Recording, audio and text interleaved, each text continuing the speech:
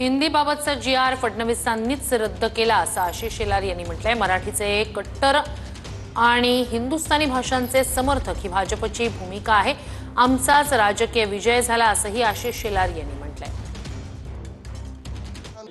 ते परवाचा जी.आर. वरचा निर्णय महायुतीत देवेंद्रजींनीच केला, त्यामुळे मराठी माणसाची निष्ठा आम्ही नाही केली, कुठली प्रतिष्ठा, आणि बरोबरीने पर्यायी भाषा म्हणून अन्य भाषांचा पर्याय हिंदी सहित याबद्दलचा लढा, भूमिका आणि विचार भाजपने स्पष्ट मांडले।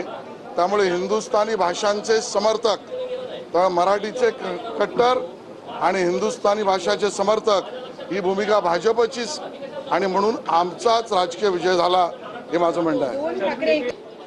मला असं वाटतं की यांची भाषणं होतील, नाही होतील, एकत्र होतील, एका विचारावर होतील, याच्यावर प्रतिक्रिया देण्याचा आमचा अधिकार काय? त्यांचा पक्ष आहे, त्यांचे नेते आहेत, त्यांचे प्रमुख आहेत, त्यांनी भूमिका घ्याव्या। आणि जल्लोष करायचा असेल तर त्या दोघांना एवढंच म्हणेन की ज्यांनी या जी.आर. वर मराठी माणसाची निष्ठेची भूमिका घेतली त्या देवेंद्रजींचं अभिनंदन जरूर करावं, तिकडे कद्रूपणा करू नये, तेवढा भाषणात उल्लेख जरूर